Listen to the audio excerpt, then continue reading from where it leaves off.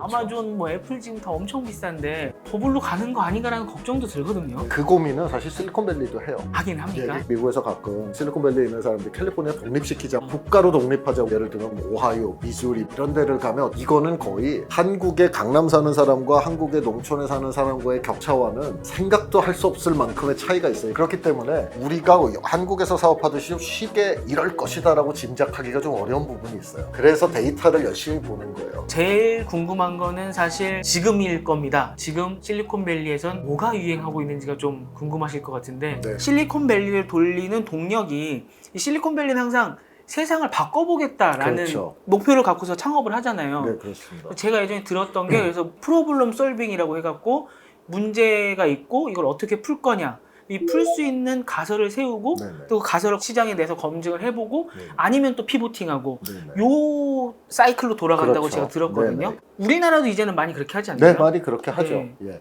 보통 이제 그거를 이제 옛날에 그 린 스타트업이라는 네. 그런 이제 얘기가 나오면서 어떤 제품을 만들 때 너무 여러 가지 하려고 그러지 말고 한 가지 가설을 세워서 그 가설이 맞는지 틀린지 증명할 기능을 한번 제품에 구현을 해보고 그 기능에 대해서 사용자들이 반응하는 걸 봐서 그 다시 제품을 바꾸고 이제 요 사이클을 빨리빨리 돌리는 게 잘하는 스타트업이다라는 그 이제 사고방식이 있는 거죠. 그건 지금도 사실인데 이제 그거는 주로 하드웨어는 공장에서 한번 설계를 해서 만들어야 되기 때문에 그렇게 자꾸 못 바꾸고 이제 주로 이제 소프트웨어 서비스에 이제 주로 이제 국한된 얘기인데요. 그걸 그렇게 잘 해야 되는 이유가 또 다른 게 하나 있어요. 이거는 이제 약간 창업하신 분들이 알아두셔야 될 얘기인데 한국은 우리가 의외로 획일적인 사회입니다. 그러니까 이렇게 말씀을 드릴 수 있을 것 같아요. 한국 그 서울과 수도권이 거의 나라 전체를 대표하는 나라잖아요. 우리는 그렇죠. 뭐 소비나 굉장히 문화의 집중돼 어떤 있죠. 면에서나. 네. 그리고 설사 수도권에 안 살아도 예를 들면 뭐 서울 한복판과 뭐 강남과 지방의 어떤 도시와의 차이라는 게 이게 어디가 더 돈이 많고 여러 이 문화 인프라가 잘 돼 있고 그렇긴 하지만 사실 이 삶이 본질적으로 다르진 않아요. 네. 그쪽도 뭐 서울에서 30억짜리 아파트에 살고 지방에서 뭐 3억짜리 아파트에 살 수 있는 거죠. 네. 하지만 아파트에 살고 뭐 이게 비슷하죠. 메이커도 똑같고. 그렇죠. 네. 다 비슷하죠. 네. 차도 뭐 다 네. 비슷한 거 타고. 근데 미국 같은 경우는 같은 나라지만 사실은 51개 주가 각자 하나씩 나라라고 보는 게 맞아요. 그래서 왜 신문에 보시면은 미국에서 가끔 이 실리콘밸리에 있는 사람들이 캘리포니아 독립시키자 뭐 이런 국가로 독립하자. 우리가 이 연방의 가치 이게 이제 트럼프 정부 때 많이 나온 얘기인데 우리가 연방제 하에 들어가 있으니까 우리는 저 일종의 또 저 정부의 연방 정부에 똥 치우는 걸 우리가 다 해야 된다. 뭐 우리가 약간 괜히 이런 먹여 살리는 것 같고. 그렇죠. 왜 우리가 이 피해를 연방에 속해 있다라는 이유로 당해야 되냐 뭐 이런 사고방식도 있을 수 있는 거거든요. 근데 그만큼 달라요. 그러니까 캘리포니아, 뉴욕은 좀 비슷하고 여기가 이제 가장 오픈돼 있고 가장 외국 문물에 대한 거 좀 진보적인 곳이고 중부에 이제 가면은 예를 들면 뭐 좀 오하이오, 미주리 뭐 이제 이런 데를 가면 어쨌든 이거는 거의 한국의 강남 사는 사람과 한국의 농촌에 사는 사람과의 격차와는 생각도 할 수 없을 만큼의 차이가 있어요. 그 영화 보면은 중부는 약간 이 카우보이 모자 쓰고 장총 들고 다니는 트럭 것 같아요. 타시죠, 트럭. 네. 그래서 미국에 아직도 단일 차종으로 보면 픽업 트럭이 굉장히 많이 팔립니다. 그게 이제 중부나 이런 데서 많이 연비 팔리고. 이런 거 고려 안 하고 그런 데서 뭐 테슬라 이런 거는 그 남성다움이 없는 거죠. 그만큼 미국이라는 나라는 한 연방 국가로 묶여는 있지만 사실상 개별 주가 다 다른 나라 비슷하다. 그리고 완전히 정말 서울과 평양만큼 다른 그런 문화와 생활상을 가진 곳들도 있거든요. 그렇기 때문에 우리가 한국에서 사업하듯이 쉽게 이럴 것이다라고 짐작하기가 좀 어려운 부분이 있어요. 내가 실리콘밸리 살면 우리 동네 사람들은 이럴 것이다라고 짐작을 할 수가 있어요. 네. 그런데 1시간 비행기 타고 가보면 거기는 완전히 다른 네바다만 가면 또 우리랑 완전히 다른 생각을 하고 있고 사람들이 뭐 백신도 안 맞겠다 그러고 뭐 그렇기 때문에 소비자에 대해서 짐작을 하는 거에 대해서 굉장히 조심스러워요. 이럴 것이다라고 내가 단언을 할 수가 없어요. 그렇기 때문에 짐작보다는 조그만 가설을 세워서 실험을 하는 방식이 미국에서는 그렇게 안 하면 생존이 안 되는 부분이 있습니다. 대충 수도권에 다 이러니까 여기 먹으면 끝난다 이렇게 생각을 할 수가 없는 시장이라는 거죠, 미국이. 그래서 그 방법론이 미국에서 시작이 된 거고 한국도 이제 어차피 다 국민소득이 높아지고 선진국으로 가면 갈수록 사람들의 취향이라는 거는 굉장히 다변화가 되잖아요. 그쵸. 다양해지기 때문에 한국에서도 그런 방법론이 이제 점점 더 먹히고 그렇게 하는 게 돈을 좀 헛돈을 덜 써요. 옛날 같으면 뭐 대표가 야 우리는 무조건 이거야. 네. 그러면 거기다가 예를 들면 한 50억을 썼다고 칩시다. 근데 그게 안 됐어. 그러면서 문 사실 이게 닫아야죠. 50억 날렸잖아요. 네. 근데 그거를 예를 들면 잘게 좀 브레이크다운을 해가지고 아니 대표님 요거를 우리가 요거 대표님이 이걸 하려는 거에는 요런 가정이 섞여 있는 거니까 요걸 1번부터 5번까지 번호를 매겨서 하나씩 실험을 해봅시다. 이런 식으로 하면 50억 날릴 걸 5억만 날리고 금방 깨달을 수도 있는 거고 그렇죠. 그래서 그런 방법론은 소프트웨어 쪽에서는 저는 한국도 벌써 제가 지금 트랜스링크에서 일한 지가 한 4년 됐는데 4년 전과 지금이 한국 스타트업들이 그런 방법론을 실제로 구현해서 사업에 적용하는 게 더 달라요. 네. 그리고 그걸 해야 되기 때문에 데이터 분석에 대한 니드가 미국이 더 큰 거예요. 시작할 때부터. 왜냐면 내가 짐작하는데 자신이 없기 때문에. 아, 그래서 데이터를 열심히 보는 거예요. 그냥 우리나라처럼 뭐 서울에서 대충 다 이런 거 아니야? 이렇게가 안 되기 때문에. 근데 한국도 예를 들면 4년 전, 5년 전에 제가 저희 그 투자한 포트폴리오에 이 데이터 분석 툴 좀 붙여서 쓰세요. 그래도 잘 안 쓰시던 것들을 요즘은 그때보다 훨씬 초기 기업들도 올 때 보면은 그런 걸 붙여서 쓰시더라고요. 그래서 벌써 그 한 3, 4년 사이에도 굉장히 많은 뭐 발전이라 그러면 발전, 변화가 있는 거죠.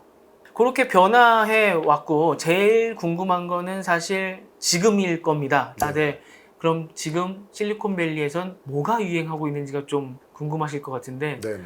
직접 투자를 하고 계시기 때문에 트렌드의 변화를 쭉 보셨을 거 아니에요. 네. 실리콘밸리는 지금 이게 유행이야. 네네. 좀 짚어주실 수 있는 게 있을까요? 일단은 지금은 우리가 이제 2년째 팬데믹 상황에 있잖아요. 네. 전 세계가. 아직도 뭐 해외여행도 자유롭지 네. 않고 뭐 우리 아직도 불편하지 않습니까? 마스크 쓰고 다니고 뭐 그렇기 때문에 이 팬데믹 이후에 이제 한 1, 2년의 변화를 보면은 헬스케어 쪽에는 더 평균보다 좀 투자가 더 많이 됐어요. 이제 헬스케어라 하면 이제 신약, 지금 어떻게 보면 우리가 맞고 있는 그 mRNA 백신도 네. 그게 원래 이제 암 치료제 만들려고 이제 시작한 건데 굉장히 그게 아직 여러 가지로 증명이 안 된 기술인데 네. 전 인류가 급하니까 그냥 그거 가지고 네. 백신을 만들어서 다 맞잖아요, 우리가. 처음 맞은 거라면서요? 백신으로는 그 방식이. mRNA 네. 처음이죠. 그래서 사실 그래서 데이터도 없어요, 별로. 이게 맞을 때 어떻게 되는지를 몰라요. 그래서 예를 들어 백신끼리 교차 접종해도 되냐 안 되냐 그거 아직 이게 충분한 샘플 사이즈는 네. 없거든요. 근데 뭐 저도 일단 맞았는데 맞은 지 한참 됐는데 멀쩡한 걸로 네. 봐서 뭐 큰 문제는 없지 않나 싶은데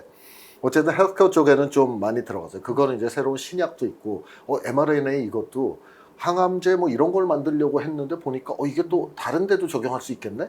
그다음에 이게 전 세계적인 팬데믹을 겪으면서 지금 죽을 병이 아닌 사람은 미국에서 작년에 병원 안 갔거든요. 아, 오히려 괜히 갔다가 이거 갔다가 걸릴까봐. 죽을 수가 있으니까. 그래서 진짜 정말 죽을 것 같지 않으면 웬만하면 병원 가지 않는다.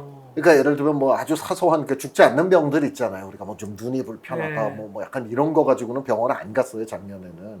괜히 갔다가 거기서 바이러스 그렇죠. 얼마 가지고 죽으면은 무섭죠. 그게 더 손해라고 생각을 해서 그러다 보니까 어떻게 되겠어요? 원격으로. 원격으로 하게 되죠. 왜냐하면 죽을 병이 아닌 사람도 치료는 해야 되는데 그게 환자 입장에서는 내가 죽진 않지만 불편한 건데 병원은 레버뉴가 안 나오지 않습니까? 환자가 와야 레버뉴가 나오잖아요. 근데 환자는 안 나오고 그러다 보니까 그러면 이거를 원격으로 진료를 하는 것도 보험 수가를 받을 수 있게 하자 이제 이런 식으로 계속 결국 밥그릇이 연관이 돼야 새로운 게 나오는 거거든요. 그래서 원격 진료 그런 거 지금은요. 팬데믹 다 지나갔고 지금은 미국에서 바이러스 때문에 막 입원이 그렇게 높지 저희 동네도 안 그렇거든요. 근데 제가 얼마 전에 뭐 운동을 하다가 손목을 좀 다쳤어요. 근데 손목을 다쳐도 첫 번째 약속을 병원에서 안 잡아요, 의사랑. 화상으로 잡습니다. 그래서 병원들이 옛날에 없던 화상 면담 시스템을 환자와 의사 간에 다 개발을 했어요. 이미 도입이 됐군요. 예, 도입이 돼서 의사랑 몇 시에 딱 캘린더로 아까 말씀드린 그 기업 문 앞 의사랑도 캘린더로 잡습니다, 약속을. 그래서 병원 앱으로 그게 오면은 구글 캘린더에 추가하기 그러면은 제 캘린더에 올라가죠. 그렇게 해서 하는데 어쨌든 그렇게 해서 병원에서 오면은 그게 딱 이제 제 캘린더에 올라갔으면 그 캘린더에 있는 링크를 누르면은 웹브라우저에서 이제 그 의사랑 그 하는 병원 화상 미팅 사이트로 가는 거예요. 화상 미팅을 이렇게 하는데 진짜 손목 다쳤으면 옛날 같으면 이렇게 봐가지고 어디 뭐 만져보고 어때 불편해요? 뭐 이렇게 네. 할 거 아니에요. 근데 그냥 저보고 이렇게 화상으로 이거 손을 이렇게 움직여봐, 뭐 이렇게 해봐. 이때 통증이 있어? 없어? 뭐 이런 식으로 해요. 그래서 1차는 이렇게 원격으로 하고 나서 그래도 내가 불편하고 그러면 뭐 이렇게 일단은 너 한 2, 3일 그냥 얼음찜질하고 그러면 내 생각에 괜찮을 것 같은데 혹시 일주일 뒤에도 아프면 그럼 병원을 와. 엑스레이 찍어보게 이제 이렇게 하거든요. 저 그때 일주일 있다가 안 아파서 안 갔는데 이제 그런 식으로 바뀌었거든요. 근데 그거는 사실 5년 전만 해도 생각을 할 수가 그렇죠. 없던 거예요. 예약을 하고 갔어야 됐거든요. 근데 지금은 그렇게 하는데 그렇게 해보니까 또 그게 편해요. 안 병원 안 되고, 가도 되잖아요. 기다리지 않아도 그렇죠. 되고. 그리고 병원 입장에서는 그러면은 굳이 내방하는 환자 이걸 안 하고 그냥 과상으로 하고도 어쨌든 진료는 한 거니까 또 어쨌든 보험급여를 신청을 할 수 있고 이제 이런 식으로 바뀌어서 헬스케어 쪽에는 이제 점점 더 여태까지 없던 기회들이 좀 약간 없던 윈도우가 열린 그런 경향이 있고요. 핀테크 쪽도 되게 꾸준히 들어가요. 예, 핀테크 쪽도 아직은 사실 금융이라는 게 미국은 사실 은행 거래가 한국보다 조금 편하거든요. 그리고 신용 시스템이 잘 돼 있잖아요. 미국은 처음 가면 아무것도 신용으로 살 수 없는 대신 한 20년 동안 신용카드 잘 내고 집 대출이자 잘 내고 그러면은 거의 모든 걸 다 신용으로 할 수 있는 그 정도가 되거든요. 네, 그러다 보니까 이제 핀테크 쪽도 미국이 한국보다는 많이 발전해 있지만 그래도 여전히 개선할 부분이 많아요. 아시겠지만 미국은 아직도 수표를 쓰는 나라지 않습니까? 그렇죠. 그래서 그 Catch Me If You Can 이런 영화 보시면 이제 수표 위조를 옛날에 막 근데 사실 수표라는 게 되게 허술한 시스템인데 저는 모든 생활에 관련된 지출을 다 온라인에서 관리를 하는데 아직도 수표를 쓰시는 분들이 많아요. 미국에 아직도 우편물이 한 일주일에 이만큼씩 옵니다. 은행에서 오고 신용카드 회사에서 오고 막 이렇게 종이로 다 와요. 다 종이는 그냥 저는 버리는데 왜냐면 다 온라인에서 하기 때문에 그래도 와요. 그래서 그런 쪽도 아직은 개선할 여지가 많다라고 생각을 하고 있고요. 다만 이제 제가 하나 말씀드리고 싶은 것은 아까 이제 제가 실리콘밸리의 어떤 성공과 실패를 보는 거에 좀 긴 호흡으로 이걸 그렇게 막 1년 했다고 뭐 야 얘가 이제 대박이다 이렇게 판단 안 하고 또 1년 조금 스트러글 한다고 이건 뭐 먹튀네 이렇게 판단 안 한다라는 것처럼 투자 분야에 대한 것도 사실 우리가 약간 찍어주는 걸 되게 원하는 성향이 있어요. 우리가. 그렇죠. 네. 그러니까 매년 뭔가 다음 대박은 뭐냐. 내년 트렌드. 그렇죠. 그렇죠. 그러니까 1년에 하나씩 우리는 뭐를 뭔가 화두를 하나 붙잡아야 돼요. 그렇죠. 우리는. 근데 사실 생각해 보시면 지난 20년을 놓고 보죠. 제가 한 20년 전에 실리콘밸리 갔으니까 20년 동안 막상 우리가 지금 돌이켜 볼 때 세상을 바꿨다라고 하는 기술은 그렇게 많지 않아요. 스마트폰 하나. 아이폰 하나 바꿨죠. 그 다음에 AI도 이제 그 알파고 그 딥러닝에 의해서 지금 세상이 한번 바뀌었죠. 그 다음에 자율주행도 사실은 굉장히 많이 바뀌었죠. 바뀌고 실리콘밸리는 긴 역사에서 이렇게 한번 탄생한 시대를 바꾸는 기술은 그 뒤로 테일이 길다라는 걸 알아요. 그래서 이게 사실은 거의 산업의 모든 분야에 녹아 들어갈 때까지는 10년, 20년이 걸린다라는 그 호흡을 알고 있어요. 그렇기 때문에 야 작년엔 AI였는데 올해는 뭐야? 우리 AI는 작년에 했잖아. 이거는 없다라는 얘기죠. 그러니까 시대를 정의하는 기술들이 나오면 그 기술이 거의 모든 산업 분야, 생활 분야에 쫙 스며 들어가는 과정에서 많은 비즈니스 찬스들이 생겨요. 아직 AI도 저 산업의 모든 분야에 끼어 들어가기는 아직도 한참 남았거든요. 지금도 근데 우리가 알게 모르게 AI가 굉장히 많이 들어와 있어요. 그래서 그런 데서 비즈니스 찬스를 찾지 매번 그 화두를 쳐다니지는 않아요. 그거는 제 생각에는 조금 한국적인 우리는 왜 그런 딱 쪽집게 뭐 요번엔 이거 뭐 다음엔 이거 약간 이게 있지 않으면 왠지 허전하고 좀 뭔가 내가 충분히 트렌드를 따라가는 것 같지 못하고 그렇죠. 약간 그런 강박관념이 있잖아요. 우리가. 올해 지금 한국은 메타버스의 메타버스죠. 네. 열풍인데 실리콘밸리는 아닌가 봐요. 그러니까 매년 조금씩 언론이 많이 얘기하는 단어는 있는데 그렇다고 막 그- 투자가 거기에 막 몰리고 뭐 투자를 좀 하긴 하지만 아니 그렇게 언론에서 막 띄운다고 거기다가 투자를 하면 VC가 사실 그러면 저 신문사에서 투자를 하셔야 되는 거니까 약간 그런 거에 일희일비하지는 않죠. 오늘 또 엄청난 걸 배워갑니다. 이 일일비하지 말고 긴 사이클로 보셔야 특히나 사업하시는 분도 지금 내가 사업해서 비즈니스 모델 만들고 뭐 사업 모델 만든다고 이거 내년부터 돈 벌 수 있는 거 아니잖아요. 그렇죠. 돈 벌려면 몇 년 걸릴 텐데 내년 트렌드 쫓아가시면은 이미 내가 돈 벌 때 됐으면 그 트렌드 다 끝나 있거나 그렇죠. 네, 네. 정말 길게 보시고 하셔야 또 투자도 받으실 수 있고 대박 나는 100배 1000배 터질 수 있는 또 사업에 VC들도 투자를 하시는 거니까 자신만의 아이템을 찾으셔서 긴 사이클로 보셔야 아마 또 성공하실 수 있지 않을까. 또 그래야 미국 VC나 뭐 해외 VC한테 또 투자도 받을 수 있는 거겠죠. 그렇습니다. 네, 그렇게 한번 정리하고 가보겠습니다. 강의해 주신 내용 중에 제가 본 게 있는데 네네. 실리콘밸리는 성공을 경험해 봤기 때문에 계속적으로 밀고 나간다. 조금 뭐 안 좋더라도 밀고 나간다. 이 네. 말씀을 해준 걸 제가 보면서 네네. 좀 걱정된 게 IT 버블 얘기 계속 나오잖아요. 네. 테슬라도 진짜 되게 비싸고 그렇죠. 아마존 뭐 애플 지금 다 엄청 비싼데 네네. 너무 이 낙관론으로 이렇게 막 버블로 가는 거 아닌가라는 걱정도 들거든요. 네네, 그렇죠. 네. 예. 그 고민은 사실 실리콘밸리도 해요. 하긴 예, 합니까? 그러니까 제가 2003년에 미국에 갔을 때 네. 이제 닷컴 버블은 이제 네. 2000년 4월인가 꺼졌거든요. 네. 그게 정말 추운 겨울이었어요. 2003년도 아직 실리콘밸리도 회복이 안 됐어요. 제가 그때 쿠퍼티노 옛날 애플 본사 있는 데서 팔로알토까지 출퇴근을 했는데 네. 지금은 그게 출퇴근할 때 굉장히 오래 걸리거든요. 많이 막히죠. 그때는 아주 빨리 갔습니다. 차가 없어서. 왜냐면 아직도 이게 버블이 꺼져서 회복이 안 됐기 때문에.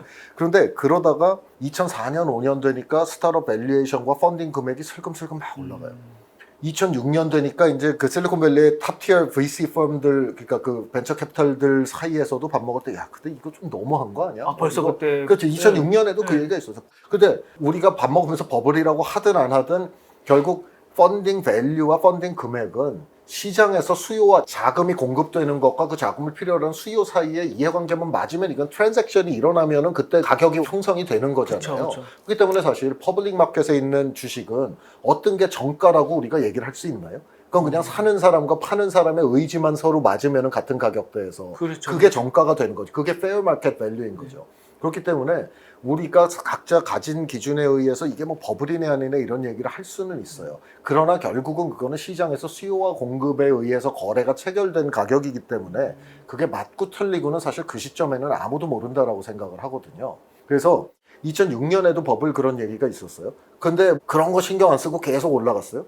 2008년에 이제 부동산 그게 한번 터졌잖아요, 터졌죠. 미국에서. 그래서 그게 터진 다음에 이제 좀 일시적으로 내려갔어요. 그때 내려갔을 때 좋은 회사 많이 나왔어요. 슬랙, 우버 뭐 이런 게 다 이제 그때 네. 만든 에어비앤비도 다 그 무렵이고요.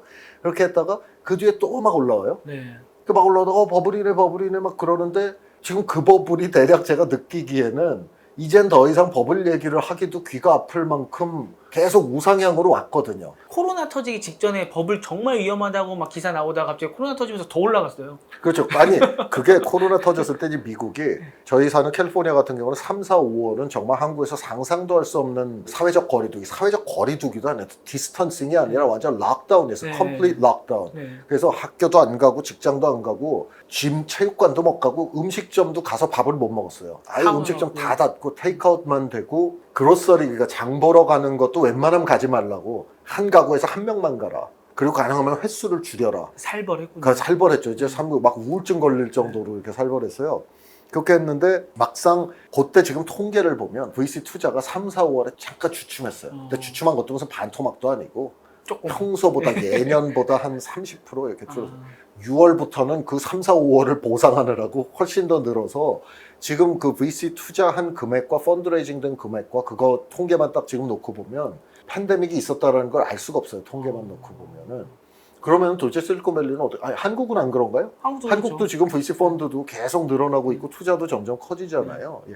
그게 저는 좀 이렇게 생각을 해요. 그러니까 미국도 버블이라고 걱정을 하는 게 있고 근데 그거는 끝에 결과가 그 과정과 시작을 규정하는 것이기 때문에 이게 지금 과정의 버블이냐 아니냐는 그건 누구도 그거에 대해서 절대적인 포뮬라가 없어요. 이게 버블이다 아니다 이걸 권위를 갖고 평가해 주는 사람도 없고 주식시장도 마찬가지지 않습니까? 그냥 나중에 그 폭탄을 떠안는 사람이 이제 그냥 막 지는 거지 그 게임에서. 그래서 버블이냐 아니냐를 얘기하는 거는 저는 큰 의미는 없다라고 생각을 하고 미국 같은 경우는 한국은 조금 퍼블릭 마켓이 좀 다를 수도 있는데 미국 같은 경우는 테크에 대한 그 비상장에 대한 투자도 그렇고 퍼블릭 마켓에서도 보면은 역사적으로 보면은 내가 짧은 거에 일희일비를 하고 막 사고 팔고를 안 하고 그냥 꾸준히 하던 거를 10년 하면 대부분 다 벌었어요. 아, 그거는 통계가 딱 증명을 해줘. 미국 증시 그래프 다우존스 그래프 한번 보십시오. 그러면은 그거는 어느 시점에 잘라도 내가 언제 인덱스 펀드를 사서 20년 들고 있는데 돈을 잃는 사람은 거의 없어요. 그렇기 때문에 이게 실리콘밸리는 이 비상장이라는 나름 퍼블릭 마켓보다 훨씬 더 정보가 부족하고 검증할 게 없는 회사들의 투자를 한 역사가 한 5, 60년 된 거잖아요. 그러니까 5, 60년을 하다 보니까 이거에서 이렇게 와서 조금 버블이다 그래도 이게 약간 자연에서 봄, 여름, 가을, 겨울 왔다 갔다 하는 거랑 비슷하게 보는 거예요. 겨울을 맞이해 본 적이 없는 사람은 겨울이 오면 우리가 다 죽을 것 같이 생각을 하죠. 근데 4계절을 우리가 다 겪었기 때문에 우리가 1월에 영하 15도, 20도 돼도 이러다 세상 망하나 걱정 안 하잖아요. 왜냐하면 우리는 2, 3월 되면 다시 얼음 녹고 봄이 온다라는 걸 알고 있기 좀 때문에. 있으면 30도가 넘을 거라는 걸 그렇죠, 알고 있죠. 그렇죠. 그렇기 때문에 실리콘밸리도 똑같은 거예요. 그거를 내가 지금 한 10년 살았어. 근데 보니까 어차피 겨울이 지나면 항상 봄이 왔어. 겨울이 아무리 추워도 봄은 왔어요. 이거를 우리가 한 10번 경험해 놓고 겨울이 왔는데 이제 큰일 났다 막 우리는 이제 망할 거야 이렇게 안 하잖아요. 똑같은 거죠. 실리콘밸리 투자자들도 오래 했기 때문에 이거는 일시적으로 이렇지만 결국은 죽어나가는 시체가 토양에 거름이 되고 비료가 돼서 결국은 더 비옥한 토양, 이 시체를 거름 비료로 해서 새로 태어나는 생명은 더 강건할 것이다, 이런 믿음을 경험적으로 갖고 있고, 그 샘플 사이즈가 큰 거죠. 60년을 하다 보니까. 그래서 이제는 큰 틀에서만 내가 이 좋은 인재들에 계속 꾸준히 투자를 하고 좀 장기적인 관점에서 보면 성공할 수 있다라는 생각을 해요. 대신에 여름일 때 또 다시 겨울이 될 수 있기 때문에 더 계속 뜨거워질 거야라고 착각만 안 하면 되겠군요. 그런데 사람이 착각을 합니다. 이 실리콘밸리 투자자들도 사실 착각은 해요. 이게 이제 다 책 써놓고 보면 네. 멋있잖아요. 이렇게 네. 뭔지 저 사람은 실수 안 할 것 같은데 제가 이렇게 투자하면서 보면 그런 것도 어쩔 수 없이 인간이 하는 일의 한 부분이다. 어떻게 보면 그런 약점을, 인간의 본성에서 오는 약점을 제거하려고 하는 것보다는 내가 잘할 수 있는 걸 더 잘할 수 있게 하는, 강점을 강화하는 쪽으로 VC든 창업자든 생각을 하는 게 저는 더 나은 게임 방식이다라고 생각을 해요. 지금 VC 투자를 하든 아니면 지금 보시는 분들이 뭐 주식 투자를 하시던 이 잠깐 짧은 사이클에서 겨울이 오는 거에 너무 두려워하지 마시고, 말씀하신 것처럼 좋은 인재, 좋은 기업을 찾아갖고 장기적인 관점으로 좀 투자하시겠군요. 버블인지 아닌지는 사실은 이 타임 스팬을, 기간을 얼마나 짧게 보느냐에 따라서 버블이 아닐 수도 있는 거거든요. 지금 우리가 20년 뒤에 보면 닷컴 버블도 토양을 비옥하게 한 거지 버블은 아니었죠. 그러니까 그때 망한 기업 외에는 또 더 그렇죠. 많이 올라갔죠. 그렇죠. 네. 그렇죠. 그러니까 사실 페이스북 2006년 이렇게 창업했을 때도 그게 뭐, 야, 이거 우리가 얘 돈 어떻게 벌지도 모르고 뭐 이게 돈 못 버는 모델에 우리가 또 투자를, 아니 뭐 카카오톡은 그럼 처음부터 돈 벌 모델이 있었나요? 처음에 할 때는. 그렇죠. 그러니까 이게 저는 버블이냐 아니냐는 사실은 그거는 내가 시간 단위를 어떻게 보느냐에 따라서 달라질 수 있는 것이다. 네. 그래서 저는 최소한 그 스타트업 창업하고 VC 투자하는 데 있어서는 우리가 조금 더 호흡을 길게 갖고, 지금 이게 버블이냐 아니냐, 어차피 VC 펀드가 보통 한국도 지금 8년에서 10년이거든요. 네. 그러면 지금 버블이어도 상관없는 거예요. 3년 뒤, 5년 뒤에 내가 이익이 나면 회복되겠죠. 되는 거거든요. 네. 그래서 저는 조금 더 호흡을 길게 보자라는 걸 항상 좀 주장하는 편입니다.